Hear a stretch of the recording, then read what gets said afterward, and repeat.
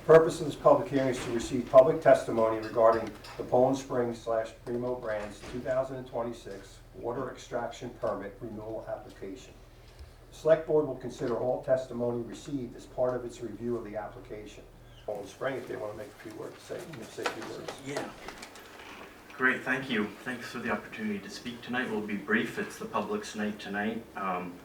I just wanted to relay a few key points. This is our will be our fifth renewal. We started. Mark, maybe just introduce yourself. I'm not sure if everybody Oh, knows. yep, I'm sorry. I'm Mark Dubois. I'm a hydrogeologist for Poland Spring, and I'm a senior natural resource manager is my official title.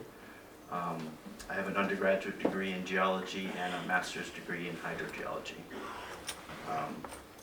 So this is our fifth renewal we're up on here. We first found the site in 2004. We have 10 sites total, and I talked about in our last presentation how important the Cold Spring site is to us. It's actually our most stringent monitored site, and it's our most stringent site for monitoring requirements of all 10 sites in Maine. We take a small amount of water, believe it or not.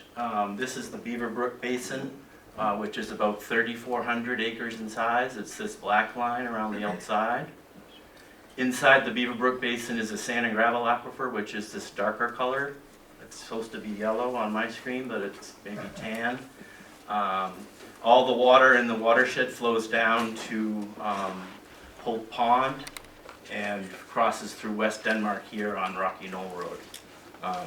We've been studying this aquifer, like I said, for about 25 years or so. It's really well situated, and to take into account the total precipitation in the watershed, we average about 46 inches per year. That's a total annual volume of 4.3 billion gallons of water that falls in the watershed. Our ratio and our percentage of what we withdraw is 2.4% of that. So 97.6% of the water remains in the watershed and flows as it naturally should out to the Saco River eventually. So 2.4%. And Matt, how do you advance yours? Do you just hit the enter button? Just hit it down, button. Oh, there we go. Whoop, that's 2. There we go. Sorry about that. This thing's got a mind of its own today. So to put it into perspective again, this red square right here is 100 acres in size. We could run the whole Poland Spring site on the precipitation that falls within that 100-acre square, and that's totally on our land, to give you an idea of how much rainfall we're actually using. The site is really well adapted for climate change. Maine has become hotter, sometimes drier. We've seen weather conditions lead to higher intensity storms and increased runoff. The site is well situated to capture this runoff because it's at the base of a hill. We actually designed new sites like this one. New Poland Spring sites have this same recipe, and we're able to capture the runoff that comes off the hillside as well during those increased runoff events. We've pumped through extreme drought and drought. We were back in 2016, we were up for a renewal during a big drought as well. So we've been right through the droughts here and monitoring. And we believe there's to be no significant climate change in the next 5 years that would affect our ability to operate here.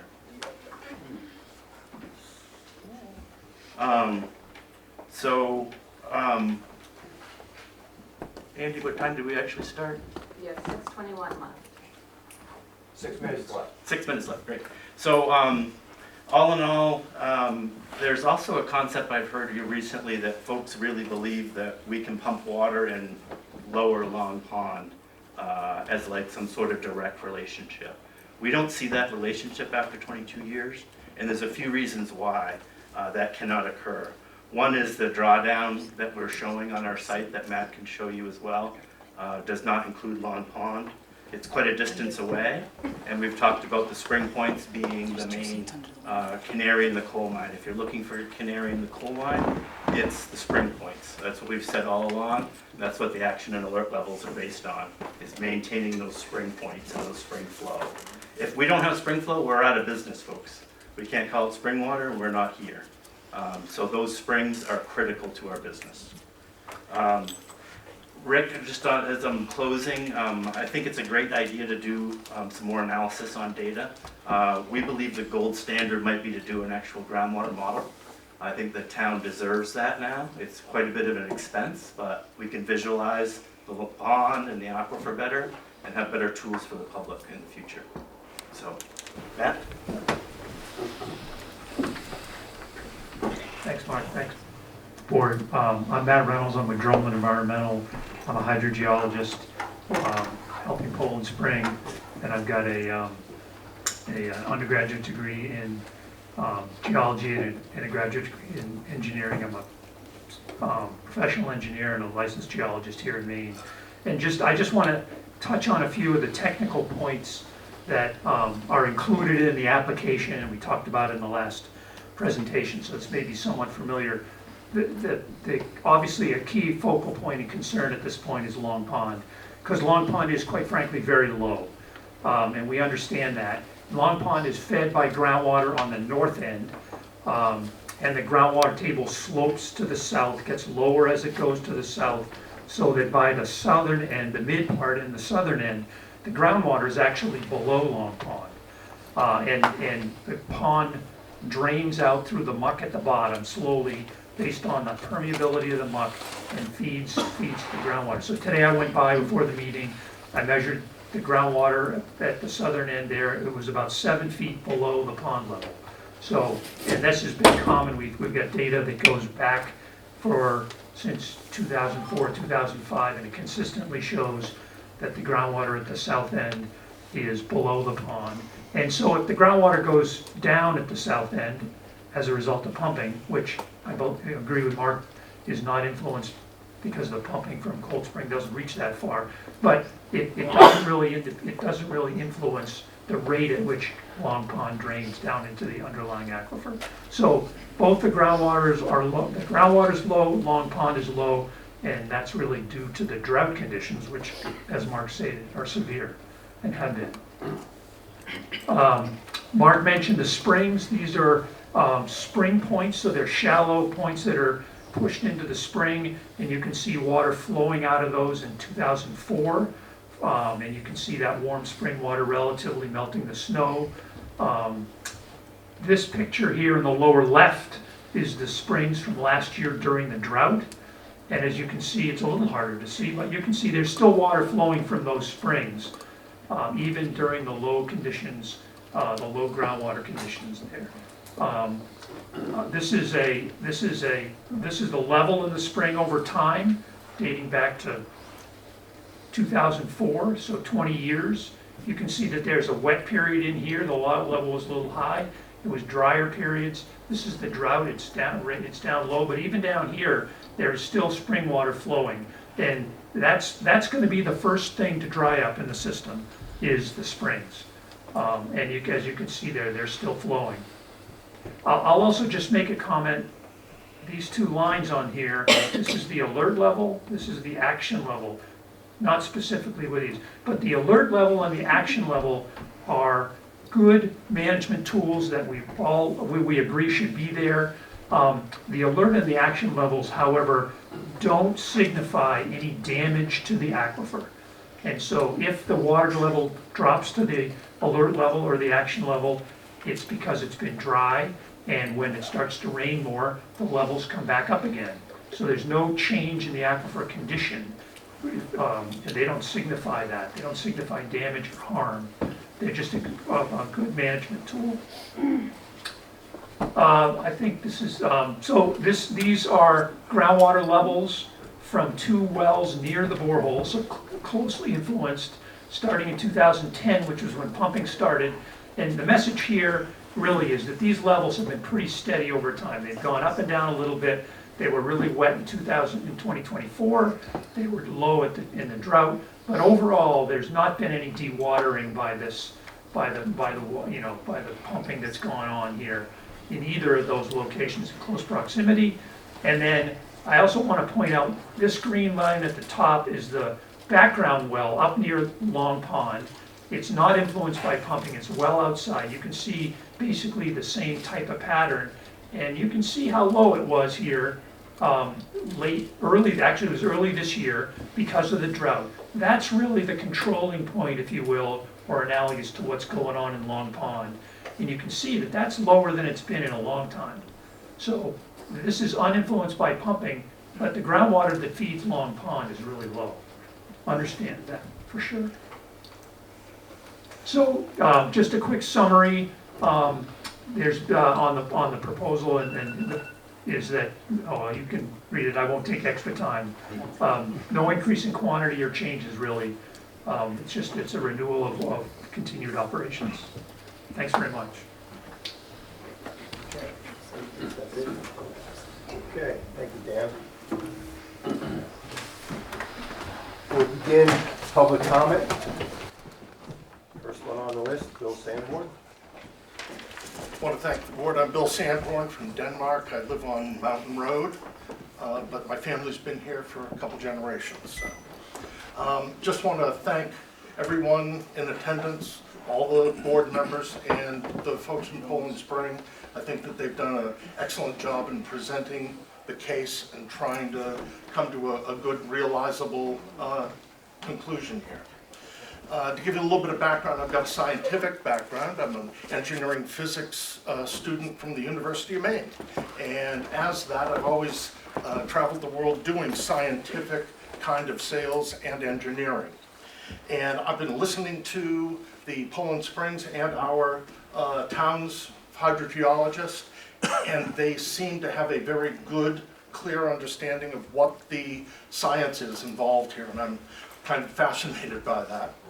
I've attended all the previous meetings thus far, and I think that the back and forth questions have been excellent.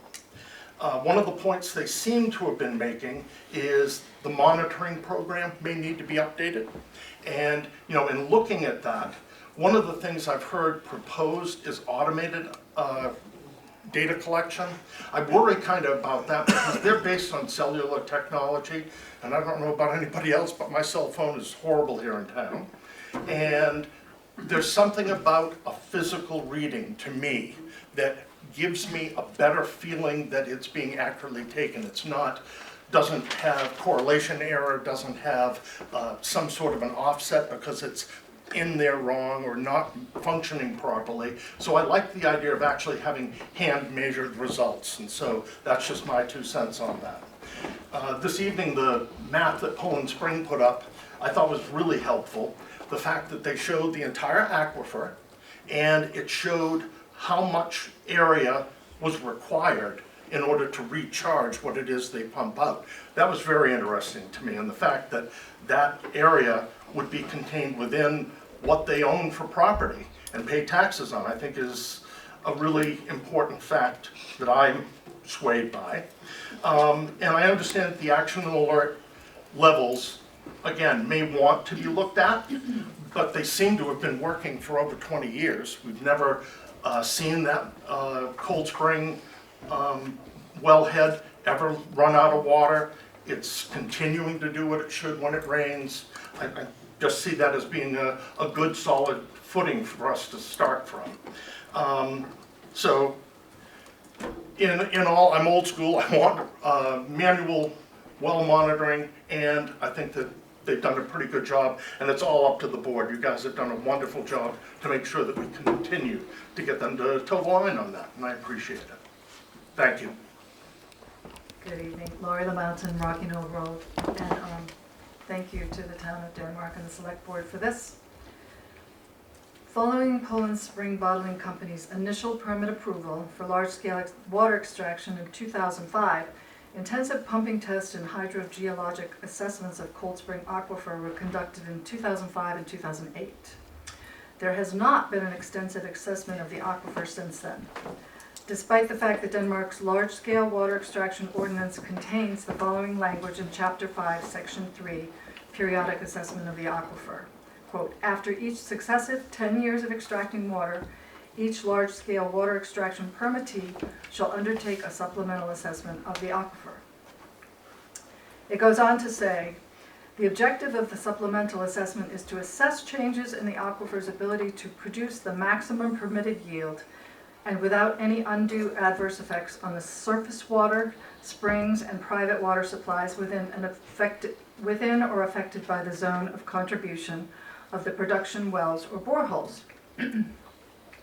The periodic assessment shall be completed using operational data and new quantitative data collected.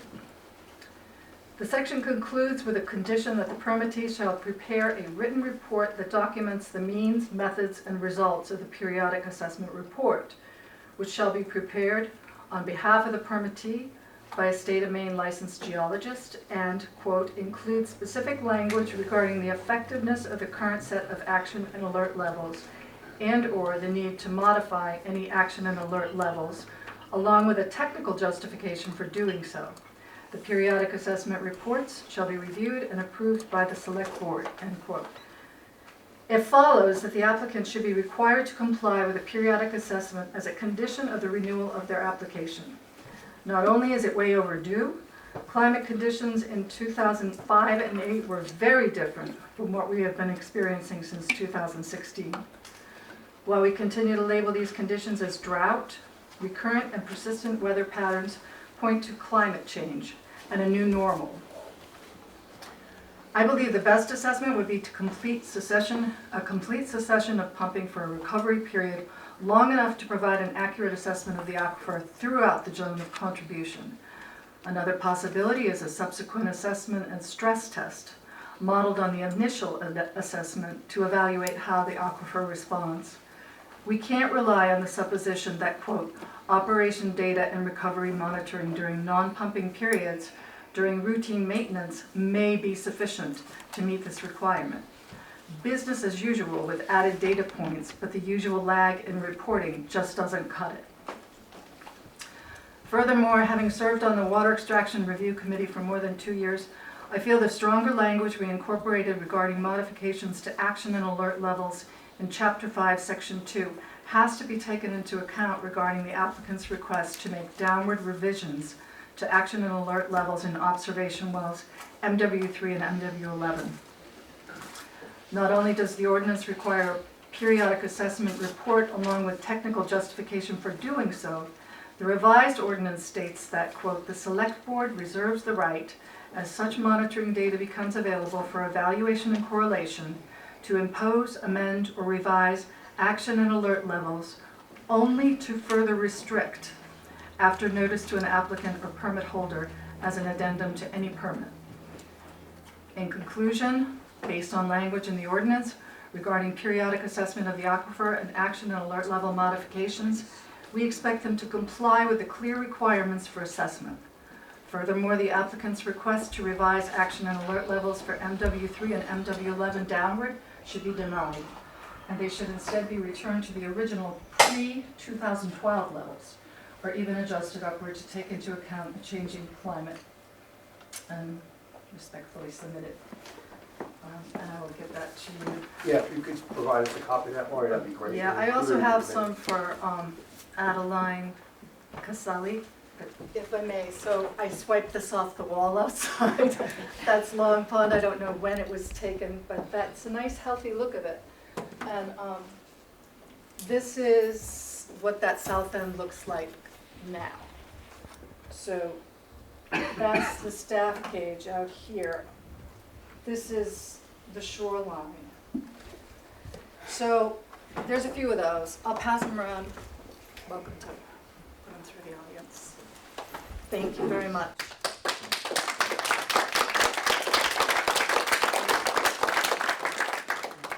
Jeff Turkel? Yes. Is that, am I reading that right?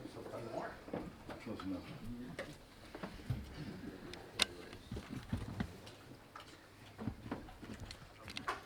Hi, good evening. I'm Jeff Turkel. I live on Long Pond Drive. Lori just mentioned the staff gauges. A couple of days ago, I took pictures of the staff gauges. There are two that I found. One of them is on, I think it's Logan Way or Logan Place. What this shows is that it's basically 10 feet in from the pond, which leads to one of two conclusions. Either it was moved and it's not a gauge anymore, it's just on dry land, or it shows an incredible loss of pond. And I have these pictures, and I have, I will hand them up. This is the second staff gauge. It is located at the extreme south end of the pond. And as you can see, if you can see, the concrete piece that holds the whole thing together is above ground. So again, either it's been moved, or if it hasn't been moved, there's just been some significant loss of pond water. And these gauges aren't measuring anything anymore. They're just on dry land. So what they're accomplishing, I don't know. It seems to me that they should be moved so they're actually measuring something instead of just sitting in the grass and in the mud. So I will hand these up to the board. I also have letters, hard copies of letters from two other Long Pond residents, Jim Metivier and Michael Fitzgibbons. You have them electronically, but I'll hand them up as well. Okay. Okay? Have them on the list. Thank you. Thank you. Okay, thank you. That was brought up at the workshop, definitely. It's been brought up already about the gauges, that they need to be placed in a more, in a spot that, probably further in the water somehow. And or if they're placed on the shore areas, that they get, if it goes dry or whatever, that they get addressed, they get moved, they get resurveyed. That still needs to be, finalized, but I think as part of this permit process, we don't want to see that where there's just empty gauges sitting. If that means if they want to leave, we might leave the gauge there so that hopefully if the water gets back up, but we might add a second gauge in the water consistently. If we're monitoring the water levels, if a gauge goes dry, we should put another gauge in. I mean, that's something simple like that. But that will be discussed, and that is on the list to definitely address. The empty gauges. One of the things also is just we talked about the gauges themselves with being if pond freezes and and so on and so forth. They get damaged, they get moved. Again, some kind of process that were to happen, that they get replaced in a timely manner so that they're just not out of the water or laying around, or they're just not worth looking at anymore. So that is an item that's going to get addressed. Okay, just to give you the FYI. But thank you for the comments. Audrey Rabinowitz. Hi, thank you. Audrey Rabinowitz, Long Pond Drive. I had a few things I wanted to talk about, but I first need to respond to some of the things that Mark and Matt mentioned. First of all, as far as no relation between pumping in the pond, which Mark has repeated this, that there's no connection for many years, the USGS has said, I believe, even before 2016, that there is absolutely a connection. They've studied the region, and that there is a connection between water extraction and pond levels. So if it's the applicant's position that there's none, they have to do more than say it. They have to show some science for that. The other statement that was made that I thought was shocking is that there's no predicted climate change to negatively affect our environment over the next 5 years. I don't know what that statement is based on. I think we only have to look at the past year, the past 2 years.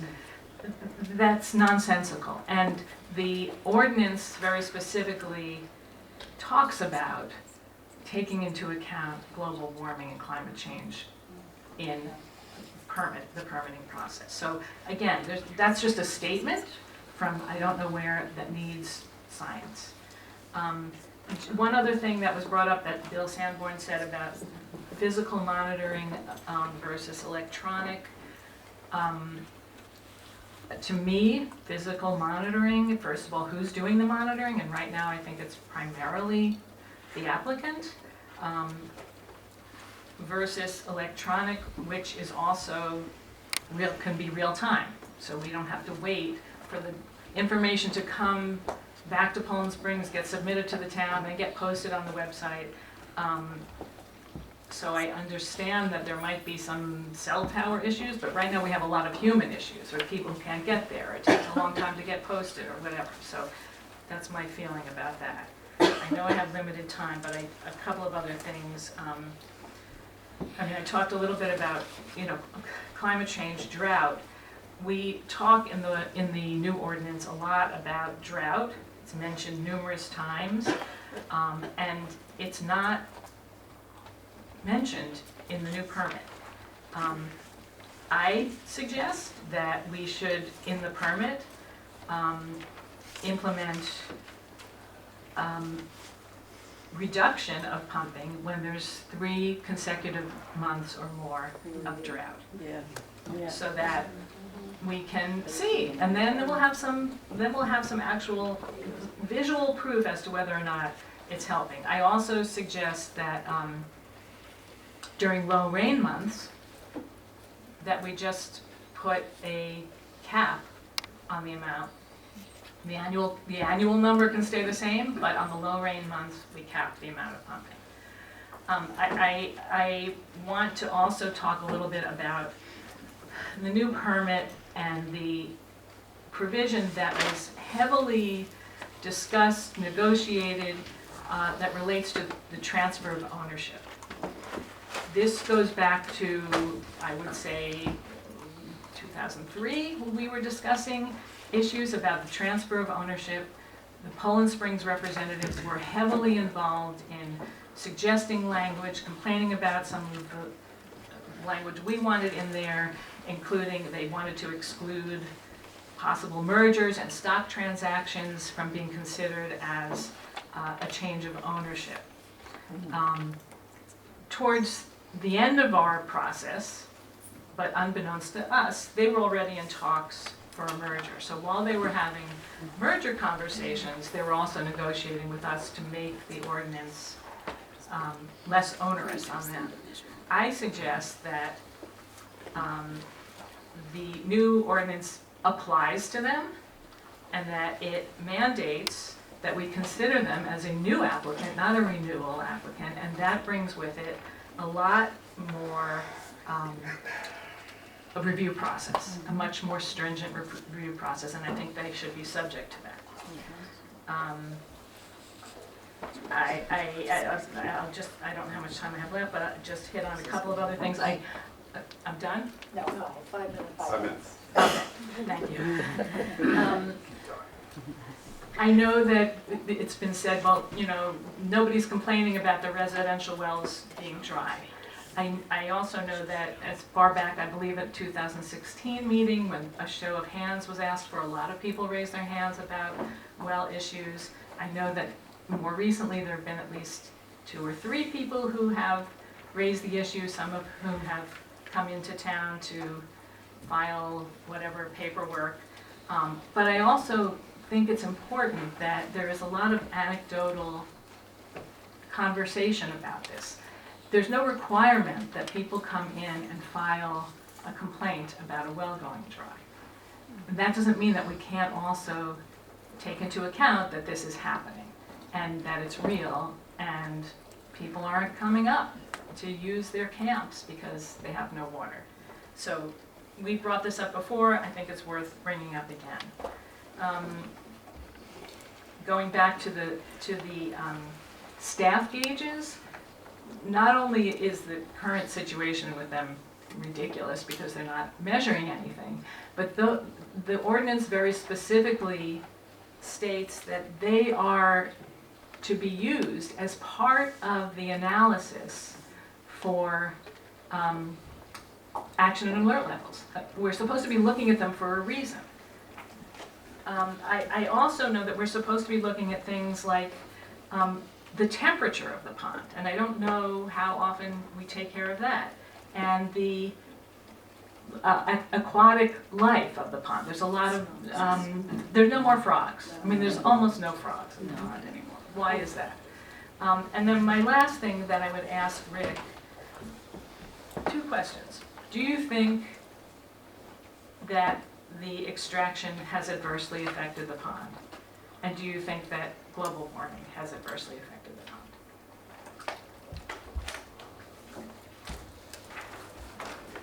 Thank you. Thank you.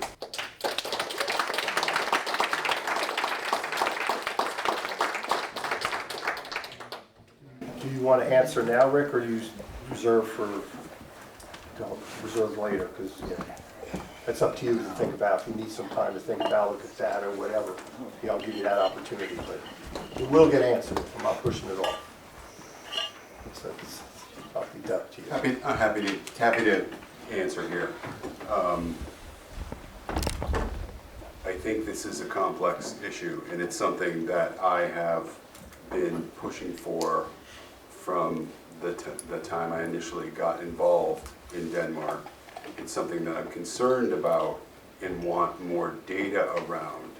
And my involvement with ordinance development and my, focused on the performance standards, which were all, in my mind, were focused on protecting public resources, including private wells, Long Pond, and other things. Because let's face it, this is a really super aquifer.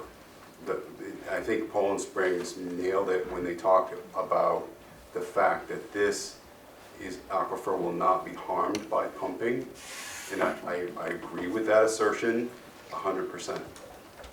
The question in my mind, when you look at the chart, the nice cross-section that Matt showed, you have the water table, and it extends and connects with MW 101. In between it is a well that we refer to as PZ01, but I think it's PZ01R now, it's been replaced. The question is, do we have enough data around that to indicate whether or not there is influence? Past work has showed that on PZ01, over a 180-day extrapolation, there was like 0.01 feet of influence on that.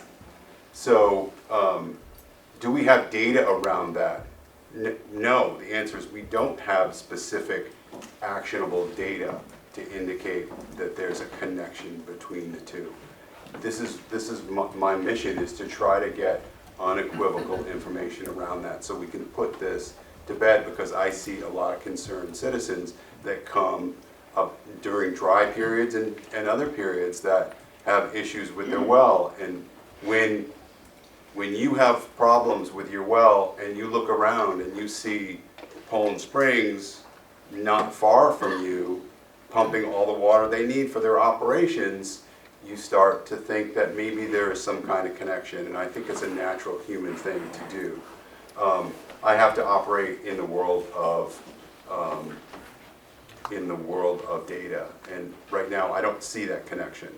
I was visiting a well complaint just the other day, and I see the issue. It's a shallow well next to the pond, and they're having problems. We've been dry for a very long time. We cannot argue this. This has been resolved. That we have historic issues going on. Is it climate related? I think the long term will show that, and the answer is probably yes, that it is climate related. So does that mean we need extra protections around Long Pond? I think we need data to indicate whether or not that's the case, and that's what I need to see to recommend that. So that's where I am on it. Okay. Thanks, Rick. Yeah. Okay, next up, Susie Linden.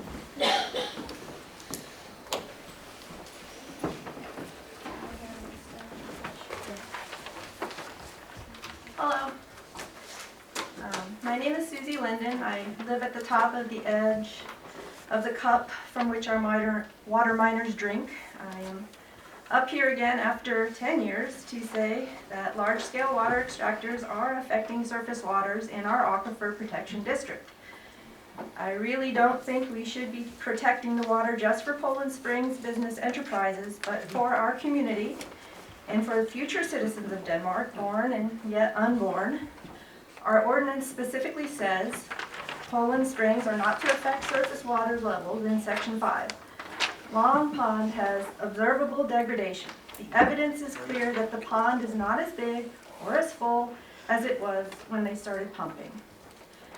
Mark Dubois claims they have not affected the pond, but it is up to them to prove it and prove no harm. which you have not been able to do in the last 16 years.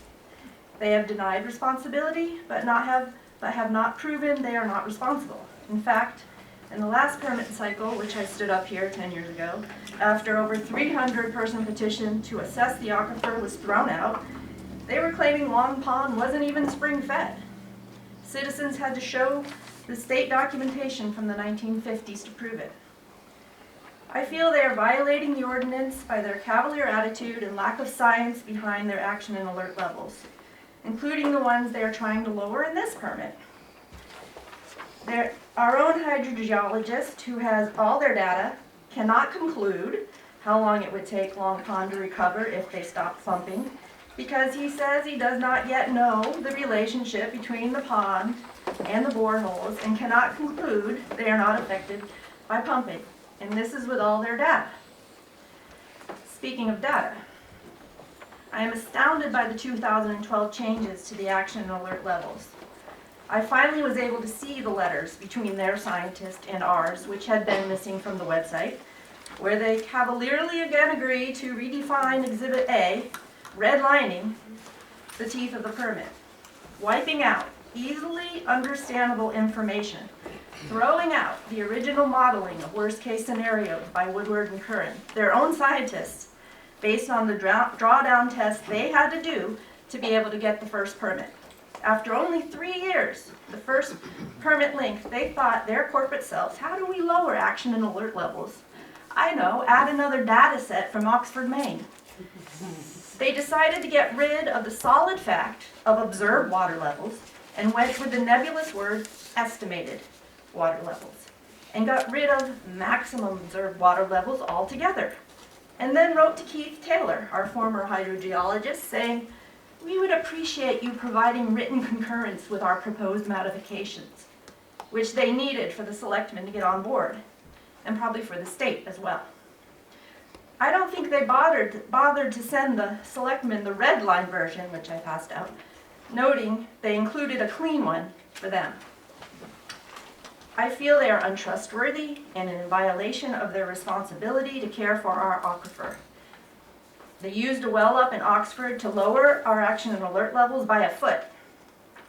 They took away the columns that would show each well's highest and lowest observed elevation for the permit cycle. Again, useful information. And I have a question, which I have asked multiple times over 10 years, which Josh Bowe said he didn't want to answer because he thought my goal was to embarrass Poland Springs, according to our last town manager. If we kept all the old action and alert levels, how many times would Poland Springs have breached them?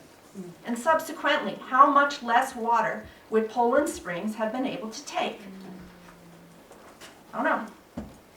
They can't take the 105 million as it is.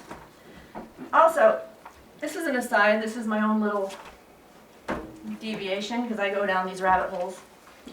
I saw a 2005 state report on the water at their borehole, saying radon was over 4,000, enough for mitigation.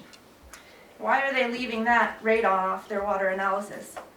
And if they are mitigating it, where is the off-gassing taking place? And can we please have radon added to the analysis? According to my research, in large-scale water extraction, dissolved radon gas is pumped out of the aquifer alongside groundwater. When exposed to the surface air at treatment plants or distribution systems, the radon gas rapidly degasses and escapes into the atmosphere, posing negligible local ambient risk. However, heavy pumping can alter local pressure gradients, potentially drawing down radon-rich gas or water more actively through subsurface fractures towards neighboring private wells. I would like to know the radon levels in Poland Springs water now. I would like to know if local wells and homes have had changes in their radon levels since pumping began. I would like to know where they are doing their radon mitigation, or are they selling people radon water? I think our selectmen know what to do. Put the teeth back in the permit. Go back to the original science that made all this pumping possible. Bring back all the information on Exhibit A and make that the standard we work with. Thank you.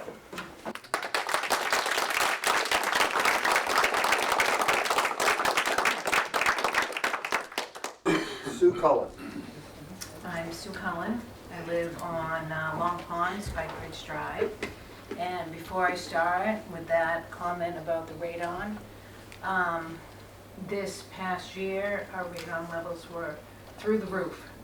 So we have a new monitor, we have a pump to get the radon out, which is interesting to know. And I noticed a few other homes on the pond that have the same system to get radon out.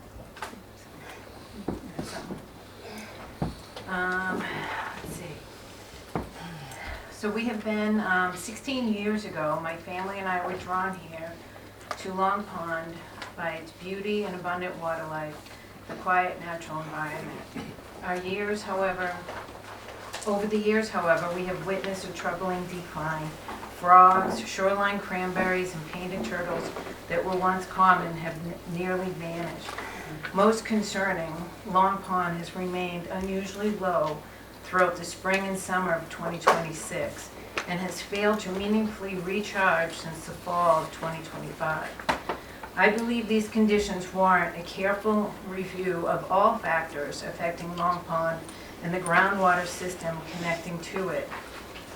Poland Springs large-scale water extraction in Denmark began with its May 2005 application to extract water from 2 Cold Spring area boreholes. The application sought up to 432,000 gallons per day. The current authorization allows up to 432,000 per day with a limit of approximately 105.1 million gallons in a 365-day period. Denmark's water extraction regulations were designed to protect groundwater and surrounding surface waters through the monitoring and through alert and action levels. These levels were intended to identify deteriorating conditions and, when necessary, increase monitoring or require pumping to be reduced or stopped. I am particularly concerned that these protections were changed in 2012 when the Select Board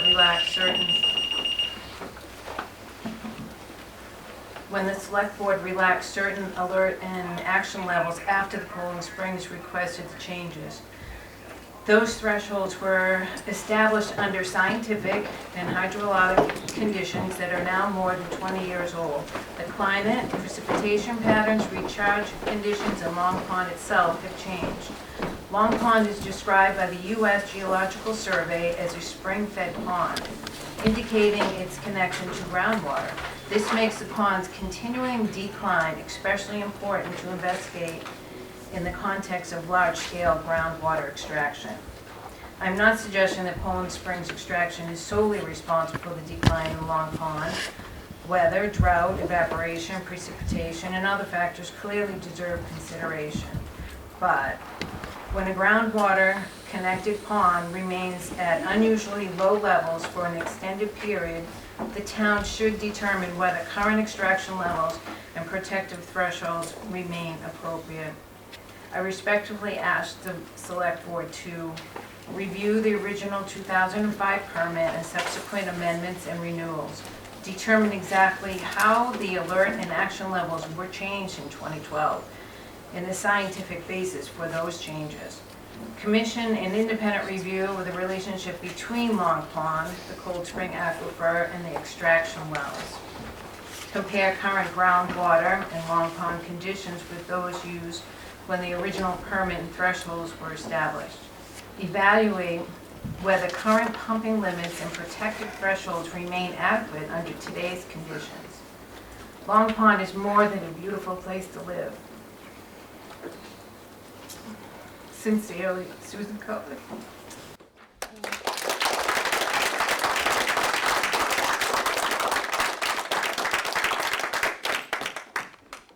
Jill McCain. Hi, my name is Jill McCain. I live in Fessenden Hill Road. Thank you for the chance for all of us to express our opinions tonight. I'm very concerned about the massive amounts that Poland Springs is extracting from our town and the current permit application. I'm seeing the increasing droughts in our area and bigger risks for this amount of water being withdrawn from our aquifers. Our primary concern should be that of our residents, that our residents have the water that they need and that we are protecting that water for generations of future residents. I've read about the changes that have been made in previous years and the changes that are being proposed in this application. I know that Poland Springs is pushing for these changes and pushing their version of what is safe and reasonable for our residents, but I don't trust them to be protecting our interests. Actually, they'd be in legal trouble if they put our interests over their own investors' interests. So we can know that what they're advocating for is primarily concerned with making money, regardless of what they tell us. And I've seen how they claim to be cutting back on their extraction, even when the data shows that they're extracting more water than ever during extreme drought. Our town hydrologist is not paid to tell us whether or not these changes are in our best interests, only whether the application is complete. I think it's really problematic that we're relying on Poland Springs for so much of our technical information when they have a very clear agenda here. So, as we face more frequent droughts, watch Long Pond dry up, watch more wells go dry in Freiburg and in Denmark, I can't accept that we should also relax the tools that we have to help us understand how the water extraction is affecting our town's water. I'm strongly opposed to lowering the alert levels in the 2 monitoring wells and feel that we need more information, like a periodic assessment of the aquifer, in order to know where we stand. Lowering the alert levels can only benefit a huge corporation that wants to make more money. It provides nothing helpful to our town or our residents. I'd like to see more data from our own town hydrologist on these issues. I ask that you put our residents first, above the interests of Poland Springs, and do everything in your power to protect us from our wells going dry and the long-term damage that's being done to the ponds and aquifers in our area. I live on a fixed and very limited income. If my well goes dry, I don't have money just lying around waiting to drill a new one. Many of our residents do not have that kind of money and would be forced to go without showers, running toilets, water for cooking, and cleaning if their wells went dry. I'm not at all swayed by the donations this company makes to our town, because the people who will ultimately pay the price for all of Poland Springs' profits will be people like me, the ones who are already struggling to pay for groceries and gas and who definitely cannot afford to drill a new well. For these reasons, I'd like to see a return to the original action levels and alert levels based on manually observed water levels instead of the estimated levels. I'd like to see a return to including all the original monitoring wells, and I'd like to have the observed high and low water levels shared publicly. Honestly, what I'd really like to see is for this extraction to stop. And for the permit to be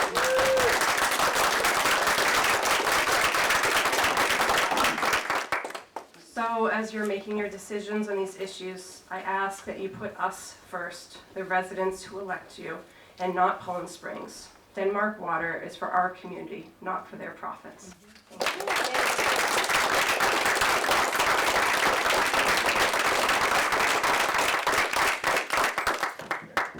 Phil Cullen? I'm Phil Cullen from Spike Ridge Drive in Denmark.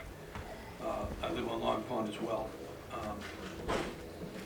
Over the last 16 years since we moved in here, we've noticed that there's been some years when the pond is really low, and it's affected the fish habitat down at the spawning end of the pond, which is spring fed.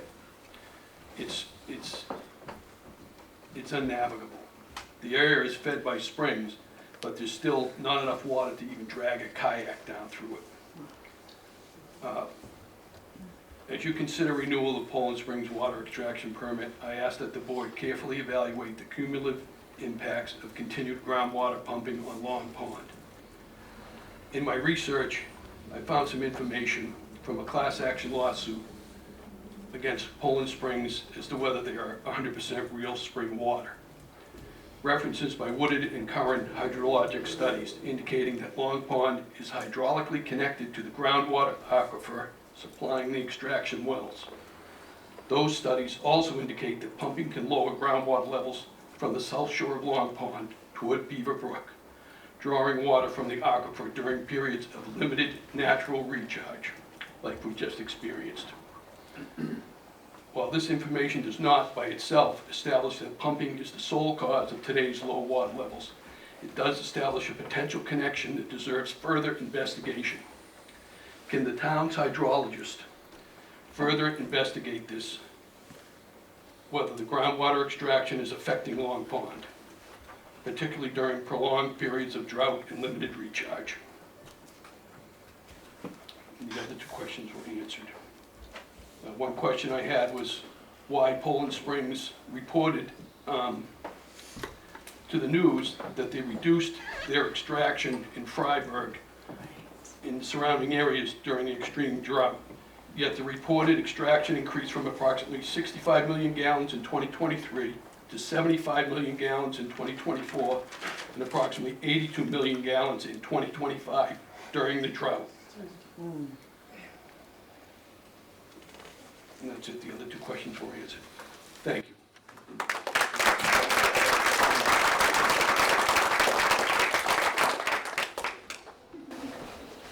Is that something, again, you don't have to answer, that was a question, but if you want to answer his question now, or you can do it at a later time, it's up to you, but go ahead. That's a really, really great question. So just to give you some context, in 2024, when it started getting dry, we were pulling about 71% of our 105 million, so we're already cut back in 2024. In 2025, we pulled 78%, it is slightly more in 2025, but they're right around 70%. And Rick, as you know, we've been cut back all this year to sometimes below 100 gallons a minute. So we've been adaptively managing the site to climate and the alert levels that we saw this year. So we can turn it down and we can watch the aquifer rebound, and we did that this year.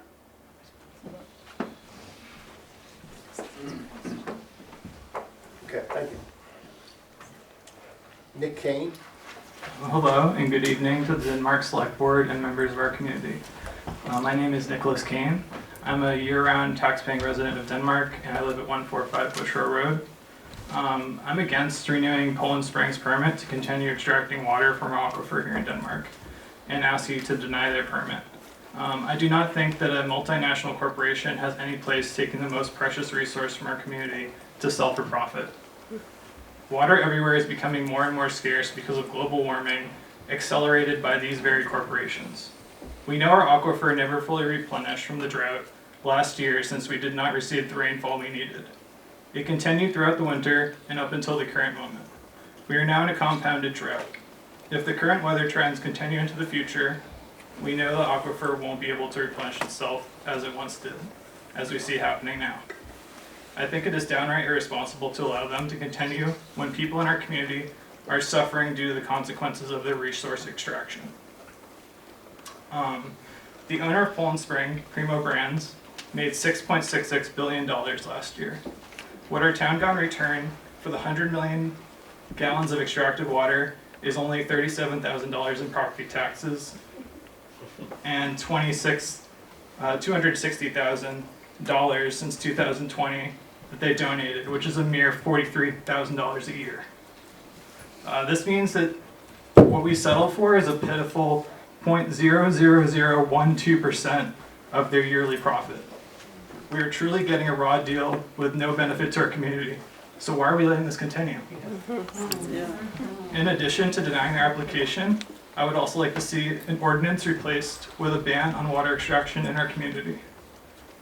This way, future generations won't have to worry about their resource security. I ask you to do the right thing and put our community's well-being over greedy corporate interests. Thank you for your time.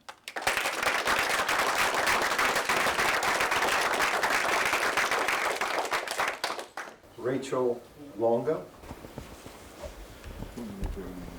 Hello, my name is Rachel Longo. I live on Bushrow Road. I am a local taxpayer, business owner, and homeowner who lives and works year-round here. I am also a member of the Denmark Public Library Board, and I thank you for your time today in hearing our voices. I believe in a future that benefits all beings, and not just multi-billion-dollar businesses. And so, despite all the calls for compromise, I stand against the permit renewal with Poland Spring, because I believe our community and the ecosystem we live within should come first and be fully protected over profit. The climate is changing, and so should this town's relationship with extractive corporate entities. Dry wells, low water levels, ongoing drought, unpredictable extraction timelines, and unsupervised measurements all of which are undoubtedly connected, at least partially, to the mass extractions by Poland Spring, which my neighbors have provided the specifics on, so I'll spare you the numbers and such. All this causes unnecessary stress and scarcity for our local people, animals, trees, plants, and insects. There are enough natural resources to go around, but only if we protect them from being taken for unchecked profit from corporations like Poland Spring and the parent company, Primo Brands. Species and communities will suffer without a cease to unnecessary permit contracts such as this one. Multi-billion-dollar corporations will be just fine. If our town's motto is beautiful by nature, it is our duty first and foremost to keep the nature that includes everybody in this room and town alive and well by preventing corporate greed from harming our home. At minimum, there should be a stricter and tighter limit on what the corporation can take, along with full town oversight and control. But if we are truly to protect not just the present, but the future of this town for our children and their children too, then I am advocating for the board to say no to a permit renewal with Poland Spring now and forever. Community care is more important than commerce. I thank you, select board members, for your time and this opportunity to speak and be heard amongst my fellow community members. Take care.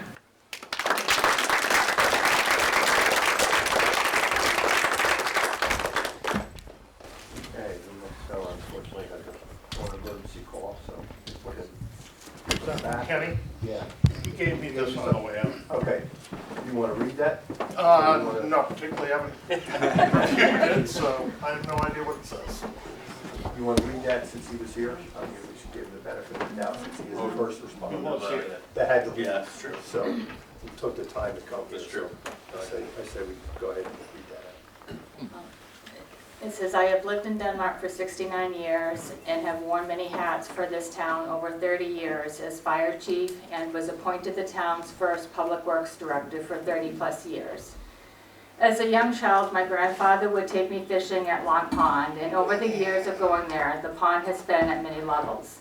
Some years the water would be high into the bushes and up to at least one can.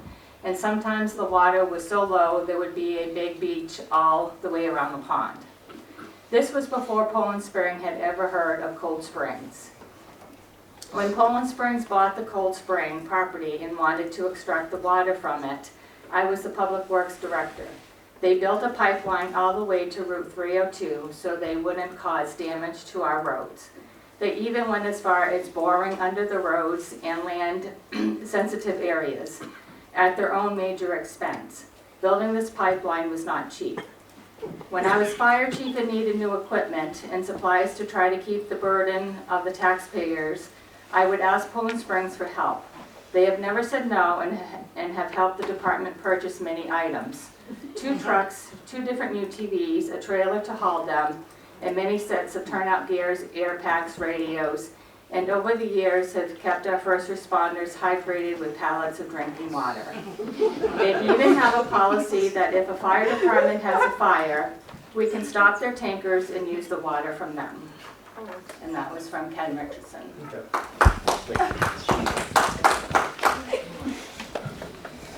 Nancy Kellogg? First, I'd like to start by thanking all the previous speakers and their intensive research and outstanding comments. And I'm not going to add a lot to that, but I live on Spiked Ridge Drive, 43, next to Long Pond. And I have had problems with my well. I've had red water, I've had no water, and I've never reported it. And so I was curious. How does Oxford County compare to other counties in Maine with respect to how many dry wells it has? And lo and behold, Oxford County has way more dry wells than any other county in Maine. Then I was like, why would Poland Springs locate in a county that has so many dry wells? It didn't make sense to me. And then, I looked up how much water Poland Springs extracts in Oxford County compared to other counties, and it's way more. Poland Springs has 3 extraction facilities in Oxford County. No other county in Maine has that many extraction facilities. They extract more water in Oxford County than any other county in Maine. Hence, we have dry wells. The other point I want to make is that the scientists here all talk about data, data, data, data. But I think a really good scientist conducts an experiment. And in this case, I think the appropriate experiment, I think Lori mentioned this, is to shut down Cold Springs water extraction for a period of time, see if it impacts our dry wells, and see if it cures the long pond problem. And that's it. I'm short and sweet. Thank you.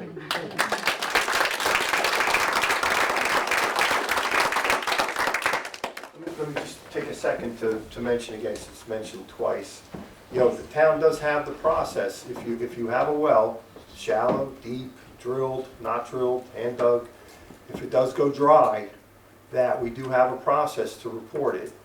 And that it will, and you know, our technical representative will take a look at it, make a report on it. It'll get submitted to Poland Spring, and if action needs to be done, it'll get done. So for people that either, I don't know why they don't report it, but I've said it before in the past at meetings, we have a process. So all I can say is it's there. Please use it. If you don't use it, you know, I can't really say much to, you know, any kind of comments that you might say from a dry well. Not that you were complaining or anything.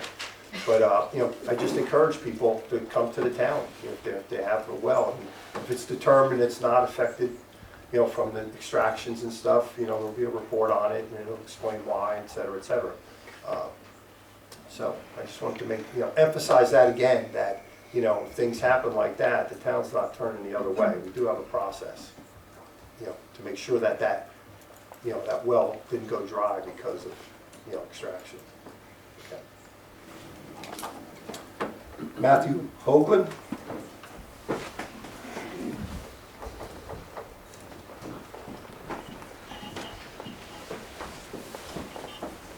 I have written comments here I wanted to submit. These are a supplement to what I'm about to say. Okay, because, thank you. And let me pull out my teleprompter, which is a cheap Chromebook.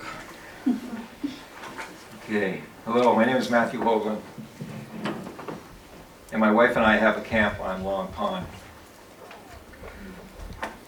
What I will say is intended to supplement the written comments that I'm submitting tonight. You've all seen the pictures of the current shoreline of Long Pond. The ecosystem that the pond supports is stressed, wells are drying up, and residents are finding other places to boat, swim.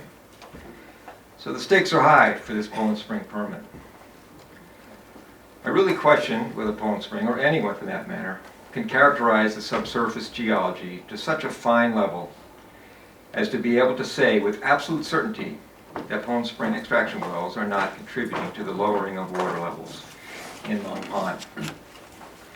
One can lump all of the glacial deposits in the area as outwash. It's not that simple. The bouldery, gravelly, sandy deposits were formed in rapidly flowing glacial meltwaters. During those years, the direction and rate and sediment supply could change by the season or by the day. Now, groundwater moves through these mazes of deposits along paths of least resistance that are often more horizontal than vertical. Gravel lenses can create very efficient subsurface highways, allowing groundwater to quickly travel long distances. You could double the number of borings that are already out there and still miss important preferred pathways. The cone of depression might even appear smaller when horizontal flow predominates.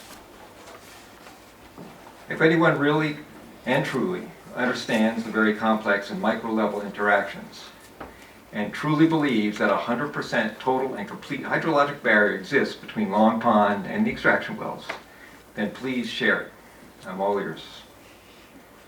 I don't think we're there yet. In the meantime, an abundance of caution should prevail. There's no shame in exercising caution. At a minimum, the alert and action levels for 2010 should be reinstated. Understanding that may not even be enough. An abundance of caution. Let's work it out. Thank you.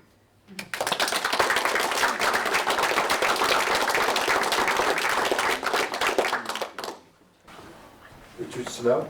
Richard Snow, been in Denmark since 1954. I'm a fifth generation family member, and I plan to have my grandkids live in the house that I live in now that I've lived in my life. So I'm very concerned with what goes on in Denmark. But I'm also very trustworthy of Poland Springs, which most people in this room aren't, and that's okay. I met Mark DuBois in 2024 when there was unloading equipment to go in and test out the area to see if it would be acceptable for them to put in wells. He was on my snowmobile trail, and I wanted to know what they were doing there. He was very forthright and told me they was in there and what they were doing. I was also a selectman at the time, not just a member of a snowmobile club.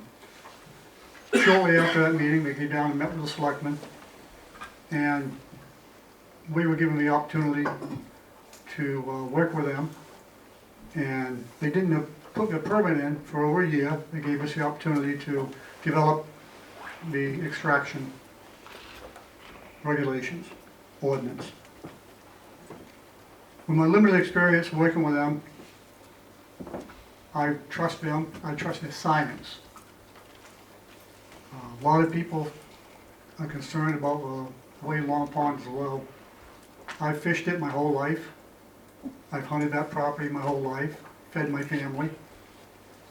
And I've seen Long Pond low for 2 or 3 years in a row, and then at record highs for the next 2 or 3 years.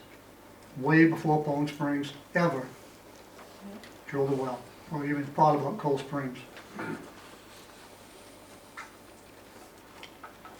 A lot of large property owners post their land as soon as they buy it. That you were used to grow up hunting, fishing, snowmobiling, recreating on, walking, hiking, skiing. Poland Springs hasn't done that. They posted a 15-acre area around the wells for potential problems. And they left everything else open for people in Long Pond, Denmark, Brownfield, Freiburg, wherever. Snowmobile, hike, walk, ski, and a lot of people on Long Pond do use that property. If Poland Springs hadn't bought that property, we were looking at a subdivision of about 30 new houses, all low income at that time. And a deal had been made with the property owner at the time, with a realtor to do that, a developer. So, in my opinion, having open space, having science to look over a safe aquifer is much more important than having 30-plus houses. As I said, I am concerned for the area. I plan on my grandkids living in the house I live in now, and hopefully more than that. So I'm glad that Poland Springs is here. I'm glad that we have an ordinance where we can monitor them. And they've always been very trustworthy and done what they said they were going to do when we've asked. Thank you.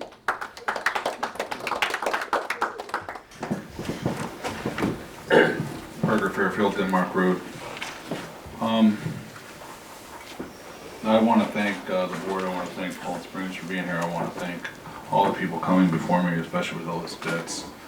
Some of you may know I've had a couple skull surgeries in the last 14 months, and so my brain kind of wanders. I've got notes taken down, and the numbers are definitely the hardest bit. I'm also the owner of Ultra Geothermal, the oldest and the largest geothermal HVAC company in New Hampshire, southern Maine. 80% of our business involves third parties drilling boreholes down to hundreds of feet. Most people would think that we would want to hit the water when we're doing a borehole for a home. We're not drilling wells, we're drilling boreholes. So we stick pipes down and then come back up. We actually do not want to hit the water table. We also know that drilling, oftentimes neighbors, the water table is very different levels going down. So you may see 300 feet at one location, and you may hit the water table at 500 feet, just 2 doors down. So I want to thank the previous speaker that was talking about the glacial movement, which is definitely not my forte. But it is very germane to what we're talking about. Unless we have Superman in attendance, we're not able to see what's down there, where the water's flowing, how it's flowing, and how many gallons of water are flowing in which direction. I also want to point out that we frequently have houses where you drill down, you have to keep drilling, they pull the volume, gallons per minute. You want to get 2.5 gallons per minute per shower. You want 12 gallons a minute in the house. We often will drill down, have them drill down more as in a new construction home that we just happen to be there watching them try to get the well. Sometimes we've had well waters that had 400 gallons a minute, which means they bring in a tanker, the cement truck, to come in and cement the well to make sure it doesn't accidentally pop up and start spraying water. The whole driveway disappears in front of you. They worry about the truck getting sucked into the hole when you hit 400 gallons. My point is that it's very random. And to make it sound like some chart on the wall can predict everything, that's just not my experience. Corporations have the legal requirement, and I'm a complete capitalist. If you know me, you know that. I mean, I love the fact that they're corporately driven. They're not there to actually help the environment. They're there to maximize profit. That's the law, which is appropriate, and that's what makes my 401k look better. But that doesn't mean that we have to have them making their profit. Somebody mentioned that they donate $43,000 a year while they're making $25 million a year off of our water. What I would also say is my grandfather, who was in Wolfboro and was my grandmother were both teachers in Wolfboro where my dad grew up, would often say before he passed that how do we know there's global warming? Well, I think we all know that every year you hear that this year was at least one of the hottest 10 years in the last 10. So I don't want to say what caused it. I just want to say when I look at my thermostat, mercury still goes up and down at the same rate based on an air temperature nearby. So we know that stuff is happening regardless of what caused it and how do we fix it. There is easy tech. I do like people holding tape measures, but I also think in 2026, when we can see the stock market changes in Germany or in Hong Kong real time, this technology is near real time. It should be pretty easy to hook up and have a feed that would go to maybe our town hall, and we go to the town websites and we can see the heights of the water. We don't need to go through third parties. Well, you might have noticed that the Department of War recently downgraded the number of injured in Iran.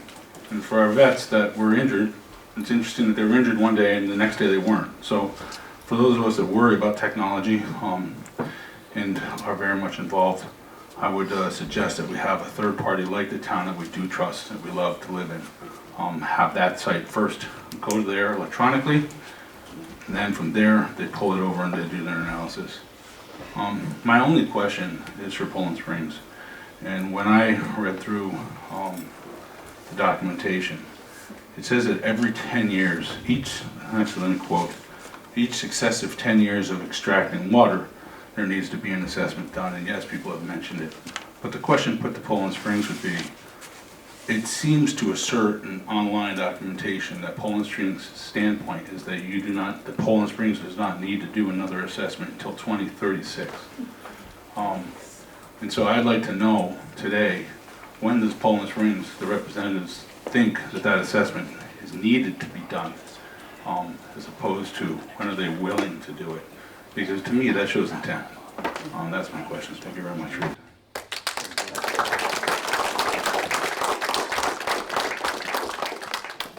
Mark, do you want to? Yep, I'm happy to answer this one. Yep.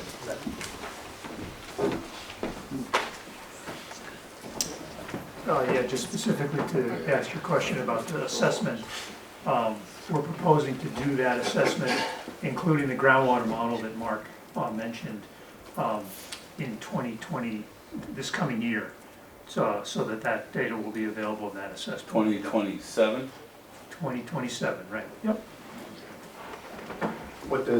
From the workshop we had previously last week, technical consultant has recommended that be done, and that at this point another year's worth of data be captured along with all the historical data, and then a report be finalized, I guess, early 28. That's the current recommendation at this point, but, you know, I think you can be probably rest assured that some form of assessment will be performed as part of this permit. You know. Okay, then now we have, I guess that concludes the residents and Long Pond owners. Do Cullen? Yes, I am. Well, thank you. And I wanted to also thank you for your service. You're putting in a lot of hours to try to get this right. I think all of us are.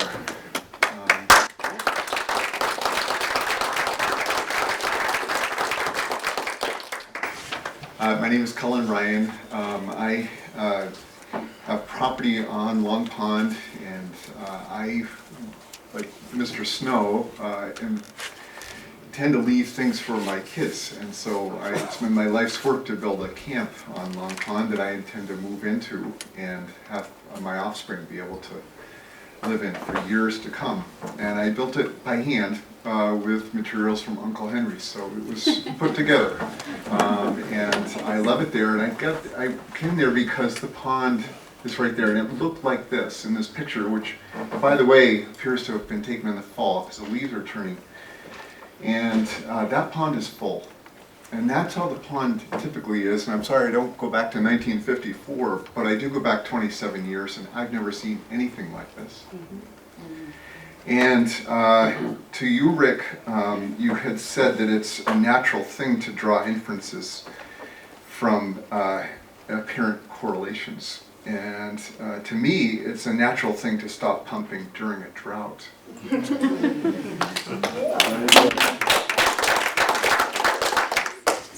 In slide 8, we see the action levels and the alert levels well below the biggest droughts we've ever seen. Why aren't the action levels touching the lowest levels we've ever seen as a starting point? I think if Poland Spring can turn off the water extraction, turn it back on again, let's do it when we see a drought. Slide 9 says the pumping levels are increasing in direct correlation with the water levels decreasing. It shows right on your slide there. I have some pictures. This is a 4x4 post, probably not very exciting, but last summer I sealed this thing, which is an 8-foot deck that I put on top of my well. And the pollen marks are sealed in on this here. And you can also see them here on the post on the bottom. This is where it sits. This is that same picture with some perspective. Yeah. This was taken 4 days ago.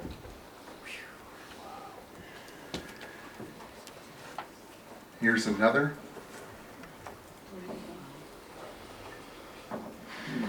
And here's another.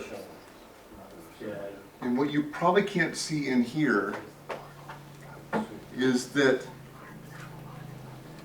the mean high water mark is marked by this stone here. And Betty Legoff and I were there talking to the DEP to determine where the mean high water mark was back in 1999. And I placed a stone right there because the CEO at that time said, do that, that would be a wise thing to do. Here 4 days ago, it sits nearly a foot above where the water is. This is the stone here, folks. This is unusual and unprecedented. In fact, I measured in May, and I sent a letter to the town about this, that the water at that point, this is May, was 51 inches below that pollen mark on my little deck there. The pond naturally goes up and down about 4 feet over the course of the year, and I've seen that cycle, Mr. Snow, and but it's never started out in the spring this low, or anywhere close to it. Now Long Pond, any bit of research, is 44 acres. Apparently it used to be bigger. But it sits in a watershed of 217 acres. And I would like to know just how close or how inserted the wells are within that actual watershed. Because I think that we'll find that there's a direct correlation there. I also want to know, why is it that Long Pond is suffering this extreme situation of low water levels when surrounding ponds and water bodies are not? You can go on top of Pleasant Mountain and look down and see the difference. Just like Lori showed, the pond is unique in its lack of water. I see a correlation. Rick? This is my well. This was taken day before yesterday. I'm sorry, it was taken yesterday. And the water is now 13 inches from the bottom of this 9-foot well. This mark here is where the water typically is in the spring, and it's burned in a residue inside the well to show where it typically sits. The water is way down here, 59 inches below that right now. It's going down.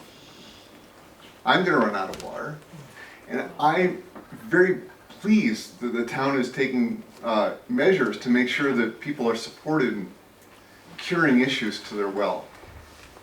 However, that's not my end game, to have a working well and a missing pond.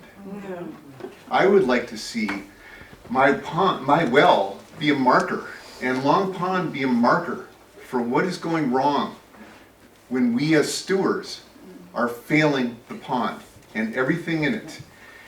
And the speakers have indicated, oh, and I forgot to show you that those posts are 6 feet high, so when you saw them above the land, as in this picture, this is some point of reference. That 6 feet of wood that you're seeing, it's actually 73 inches, because I never cut them. That's how they come from Home Depot. So that's what's going on in real time, and I see the correlation. And I would like for this pumping to stop. And I'd like for the town to keep up its efforts to be stewards of the land and the people who live in it, but be able to stop the water extraction when we hit a drought immediately, not later. And when left to their own devices, Poland Spring has elected to increase their extraction, as evidenced by their own graphs in the last 3 cycles during a drought. That's the point when it should stop, in my opinion. Thank you.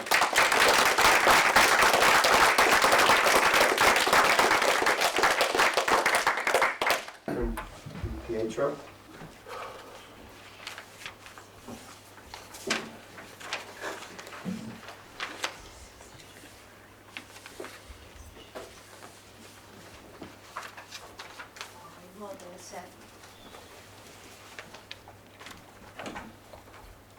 Because my comments won't make a lot of sense without figures. Thank you so much. Thank you for allowing me to speak. I'm not a resident of Denmark, but I have an interest in water, so I'm glad to be able to present the information that I have here. First, I have some questions for Primo that I would pass through the board to Primo. For one, what is the accuracy and precision of the transducers? The water elevation data are being reported in hundredths of a foot, which is approximately 1/10 of an inch. And more importantly, alert and action levels are also established to hundredths of a foot. Is this real? How do you ensure that the samplers are placing the transducers in exactly the same spot every time, so that the water elevation data taken reflects actual changes in water level rather than changes in the sampling technique? Second question, what is the relationship between the staff gauges SG2 and SG3, the spring point elevations, and the actual flow from the spring points? Has that ever been looked at? What is the relationship between staff gauge 7 and the upstream flow monitoring data for Beaver Brook on Denmark Road? What is the relationship between staff gauge 8 and the downstream flow monitoring data for Beaver Brook at the Rocky Knoll Dam? Have you conducted a mass balance on the aquifer? If so, the data would be valuable in your permit application. If not, please explain why. Mass balance is a very useful tool for understanding where all the water goes. 6. For 20 years, the domestic well reports have had a graph of cumulative precipitation departure from average. In every year, the precipitation has been below average. Whatever time period the average precipitation was determined from originally, it does not fit present reality. Wouldn't that indicate that a new average, one that reflects the reality of a hotter, drier summer, should be determined and used to estimate the actual recharge to the aquifer and effects on wells and surface waters? Now on to comments. Thank you. The elevation data collected at Long Pond have been sort of deficient. I've only been able to look at 3 years worth of data, but from 2023 through the present, there have been 13 months where no elevation data were presented for Long Pond, either at PZ01 or at SG05. In 10 instances, ice prevented the proper readings. In 2 instances, Long Pond was dry at the staff gauge, and in 2 instances, the Long Pond monitoring sites, both SG05 and PZ1, were deemed inaccessible with no explanation given as to what that means. Nevertheless, study of the available data from Long Pond, along with 2 monitoring wells between the pond and the boreholes from 2023 through the present, reveals some useful patterns and correlations. Figure 1 on your presents water elevation data from Long Pond, both the staff gauge 5 and the piezometer 1 readings, as well as monitoring well 5 and monitoring well 19. Where there are gaps in the staff gauge data due to ice, dryness, or inaccessibility, the piezometer data were often able to provide some information. It is clear that the monitoring well levels rise and fall in a pattern nearly identical to the rise and fall of the Long Pond elevation, with the exception of the monitoring well level 5 for June 27th, 2025. That is an anomaly. There's no explanation given for that. The pattern of the rise and fall of the pond and the nearest monitoring wells was tested using correlation, a statistical test that looks at relationships or connections between 2 things, such as water level at 2 locations, based on co-occurrence or pattern of change. Figure 2, which you have, presents the water level of Long Pond at SG5 across the bottom of the figure, and the water level of the monitoring well 19, taken on the same dates as Long Pond, presented on the left side of the figure. The blue line through the data expressed the relationship graphically, while the correlation value, which is the R² number, indicates how well the monitoring data tracks with the Long Pond data. The closer the R² is to 1, the more closely the 2 data sets correlate or track together. Thus, the value of 0.867 shows a very high correlation. Figure 3 is the same analysis using Long Pond at staff gauge 5 and the monitoring well 5. While there's a good relationship, the unexpectedly high water elevation of monitoring well 5 on June 27, 2025 reduces that correlation number. Long Pond is quite shallow, so even a small drop in water elevation uncovers an awful lot of shoreline, which has been well explained tonight. If the select board, acting on behalf of owners of shorefront property and also the environment, wanted to maintain a minimum water elevation in Long Pond, that objective would be greatly aided by establishing alert and action levels either on Long Pond directly or revising alert and action levels at monitoring well 19 so that Long Pond is less likely to go dry at the shoreline.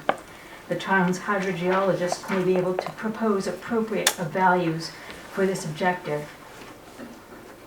Lastly, figures 4 and 5 depict weekly average borehole withdrawals and monthly precipitation at Freiburg over the time span of January 2023 to the present.